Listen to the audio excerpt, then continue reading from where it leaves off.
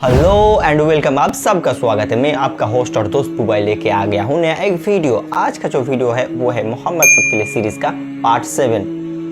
Part 6 तो बहुत ही एक इमोशनल वीडियो था। जिसने भी नहीं देखा है अभी तक, डिस्क्रिप्शन में लिंक रहेगा भाई, जल्दी से आप एक बार देख लो। बहुत ही इमोशनल वीडियो है क्योंकि उस वीडियो में हमें पता चला कि जो हमारा लास्ट प्रॉफिट है मोहम्मद पीस बी अपनी, उनका मदर का कैसे डेथ हो गया।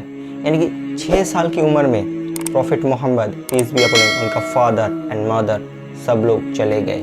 वो वीडियो बहुत ही एक इमोशनल था और बहुत कुछ जानने के लिए भी मिला था उस वीडियो से। तो आज है पार्ट 7। पार्ट 7 को स्टार्ट करते हैं। अस्सलाम वालेकुम दोस्तों, कैसे हो? उम्मीद है कि सब खैरियत से होंगे।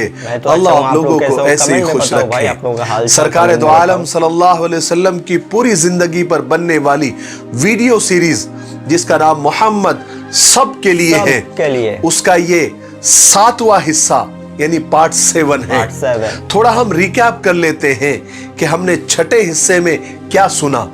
हमने छठे हिस्से में सुना कि किस तरह दाई हलीमा ने दोबारा हुजूर पाक सल्लल्लाहु अलैहि वसल्लम को हजरत आमिना से इजाजत लेकर दोबारा अपने गांव वापस लेकर आ गई।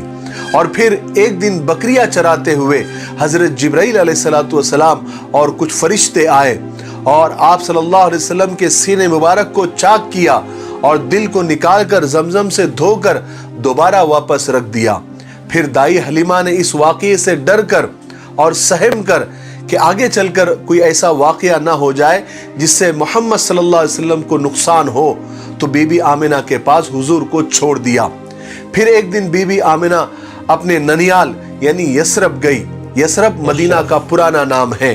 वहां पर बीबी आमिना 1 महीना ठहरी और वापसी में एक जगह जिसका नाम अबवा था, जहां बीबी आमिना के शौहर और सरकार दो आलम सल्लल्लाहु अलैहि वसल्लम के वालिद दफन थे, वहां अचानक बीबी आमिना की तबीयत खराब हुई और वहीं पर बीबी आमिना 6 साल की उम्र में हुजूर को छोड़कर इस दुनिया से चली गई और हुजूर 6 साल की उम्र में मुकम्मल यतीम हो गए।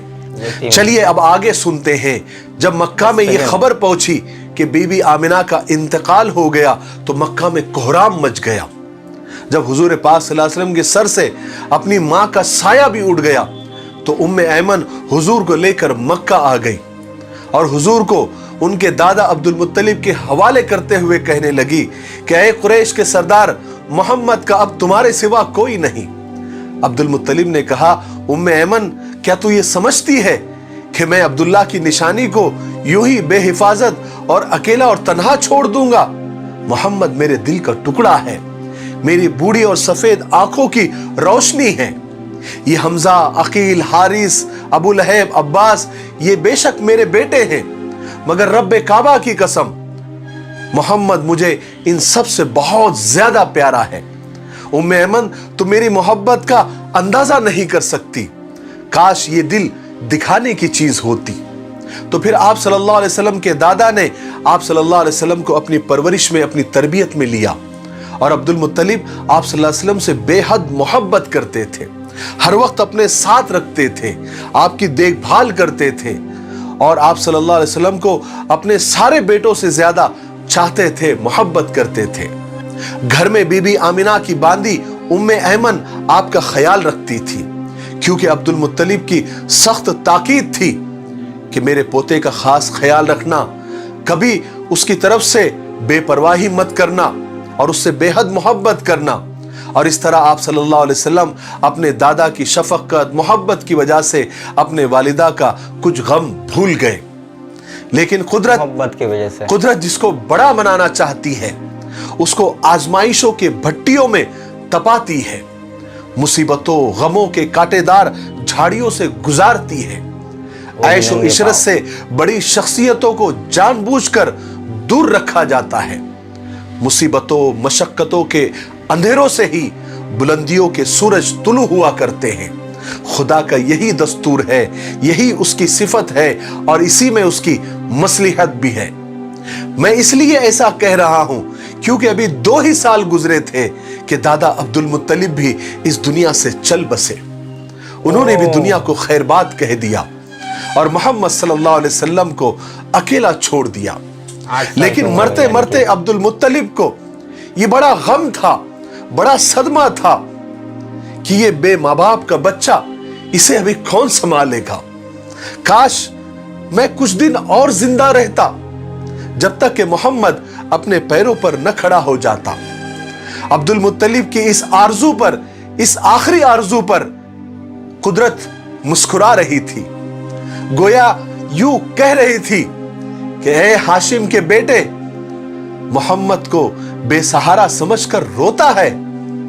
اے بوڑھے سردار, یہ یتیم تو یتیموں کا والی ہے, غلاموں کا مولا ہے. جتنے دنیا میں بے سہارا ہوں گے یہ ایک دن سب کا سہارا بننے والا ہے. یہ وہی تو ہے جس کے اشارے پر چاند و سورج اور ستارے گردش کریں گے. عبد المطلب تو آرام سے اپنی جان دے دے, محمد کا غم نہ کر, اس کی غم خاری کے لیے اس کا خدا کافی ہے. ابھی حضور کی عمر صرف 8 سال ہی تھی, اور یہ عمر ایسی تھی کہ آپ صلی اللہ علیہ وسلم غم اور خوشی کو پوری طرح محسوس فرما سکتے تھے. اس لیے دادا عبد المطلب کے مرنے کا صدمہ اور اس کا غم آپ کو بہت زیادہ پہنچا. اپنے پیارے, شفیق اور محبت کرنے والے دادا کی موت پر آپ کے آنکھوں سے آنسو آ گئے, اور ایک مدت تک آپ اپنے دادا کو یاد کرتے رہے. بہرحال رسول پاک صلی اللہ علیہ وسلم کے اس دنیا میں آنے سے پہلے ہر قوم کے عالم, کاہن, نجومی آپ کا انتظار کر رہے تھے. انہوں نے پچھلے نبیوں کی کتابوں میں اور آسمانی کتابوں میں پڑھا تھا کہ فلاں زمانے میں فلاں جگہ پر ایک زبردست نبی ظاہر ہوں گے جو ساری دنیا کے لیے خدا کی طرف سے پیغام لائیں گے. ان میں سے تو بہت سے عالم اور بہت سے راہب اور بہت سے نجومی اور بہت سے کاہن تو ایسے تھے جو آپ کے آنے کا انتظار کر رہے تھے, اور وہ آرزو اور تمنا کرتے تھے کہ وہ نبی آئے اور ہم ان کی شریعت پر چلے. لیکن ان میں سے کچھ کاہن, کچھ نجومی, کچھ عالم ایسے بھی تھے جو آپ کے آنے سے اور آپ کے ظاہر ہونے سے ڈرتے تھے, کیونکہ حضور کے آنے کے بعد تو ان کو کوئی نہیں پوچھے گا, ان کی دکانیں بند ہو جائیں گی, شٹر ڈاؤن ہو جائے گا. لیکن جب حضور پیدا ہوئے تو آپ میں وہ ساری نشانیاں موجود تھی جو آسمانی کتابوں میں درج تھی, لکھی گئی تھی. اس لیے جب بھی کوئی کاہن یا نجومی یا عالم یا راہب آپ کو دیکھتا تھا تو فوراً پہچان لیتا تھا کہ آپ ہی آخری نبی ہے جن کی خبریں ہم دنیا کو دیتے آئے ہیں. ایک مرتبہ کا واقعہ ہے کہ دائی حلیمہ ایک دن اوکاس کے میلے میں گئی. اس زمانے میں حضور آپ کے پاس ہی تھے, اس لیے آپ کو بھی ساتھ میں لے کر گئی. اس میلے میں ایک بہت بڑا کاہن آیا ہوا تھا. وہ بچوں کے ہاتھوں کو دیکھ کر اور پیشانیوں کو دیکھ کر ان کے مستقبل اور ان کے فیوچر بتایا کرتا تھا. جب اس نے اچانک حضور کو دیکھا تو ایک دم چیخنے لگا, چلانے لگا اور لوگوں کو جمع کرنے لگا اور کہنے لگا, اے قریش کے لوگوں, اے قریش کے لوگوں, جلدی سے آ جاؤ, جلدی سے آ جاؤ. لوگ ایک دم چاروں طرف سے جمع ہو گئے اور پوچھنے لگے کہ کیا بات ہے, کیا ہوا؟ تو کاہن کہنے لگا کہ اے قریشیوں, اگر تم اپنی بھلائی چاہتے ہو تو فوراً اس بچے کو قتل کر دو. دائی حلیمہ نے جب یہ بات سنی تو فوراً وہاں سے حضور کو لے کر چپکے سے نکل گئی اور تیزی سے اپنے گھر کی طرف روانہ ہو گئی. ادھر قریشیوں نے کاہن سے پوچھا کہ کون سا بچہ, کہاں ہے بچہ؟ کاہن نے کہا ابھی تو یہیں پر تھا. جب قریشیوں نے ادھر ادھر دیکھنے لگے تو انہیں کوئی بچہ نظر نہیں آیا. تو کاہن سے کہنے لگے, ارے یہاں تو کوئی بچہ نہیں ہے, پھر ہم اسے قتل کیوں کریں؟ تو کاہن نے کہا کہ ابھی تو نظر نہیں آ رہا ہے, ابھی تو یہیں پر تھا, لیکن میری بات یاد رکھو, تم اسے ڈھونڈو اور اسے قتل کر دو, کیونکہ وہ تمہارے دین اور تمہارے خداؤں کو مٹا کر رکھ دے گا. اسی طرح ایک واقعہ اور ہوا. جب حضور پاک صلی اللہ علیہ وسلم عبد المطلب کی تربیت میں تھے تو قبیلہ بنو مدلج کے کچھ لوگ مکہ آئے ہوئے تھے. ان لوگوں نے جب حضور کو دیکھا تو سب حیران ہو گئے. پھر انہوں نے عبد المطلب سے کہا کہ آپ اس بچے کی خوب حفاظت کیجئے, اس لیے کہ مقام ابراہیم پر حضرت ابراہیم علیہ السلام کے جو قدم کے نشان ہیں وہ بالکل ایسے ہی ہے جیسے یہ آپ کا بچہ ہے. इसी तरह जब भी कोई आलिम, कोई यहूदियों का राहिब, कोई काहिन, कोई नुजूमी आपको देखता था, आपकी शक्ल को देखता था, आपकी शख्सियत को देखता था, आपके चाल चलन को देखता था, आपकी बातचीत को देखता था, तो फौरन पहचान लेता था कि यही नबी आखिरुज़्ज़मा है, यही आखिरी नबी है। क्योंकि अल्लाह तबारक व तआला ने हुजूर को बनाया ही सबसे प्यारा और सबसे निराला था। बहरहाल दादा अब्दुल मुत्तलिब के इंतकाल के बाद हुजूर पाक सल्लल्लाहु अलैहि वसल्लम अपने चचा अबू तालिब के परवरिश में आए। हालांकि अबू तालिब अपने सब भाइयों में सबसे ज्यादा गरीब और सबसे ज्यादा मुफलिस थे। उनकी औलादें भी बहुत ज्यादा थी और वो अक्सर परेशान रहा करते थे। जब भी उनके बच्चे खाना खाने बैठते तो कभी पेट भरकर नहीं खाते थे, लेकिन जब हुजूर उनके घर आए तो वहां भी बरकतें नाजिल होना शुरू हो गई और बहुत सारी अजीब अजीब बातें अबू तालिब के घर में हुई, जिसका जिक्र हम 8वें हिस्से में यानी पार्ट 8 में करेंगे इंशाअल्लाह। तब तक आप थोड़ा इंतजार करें और आप अपने वादे पर कायम रहें।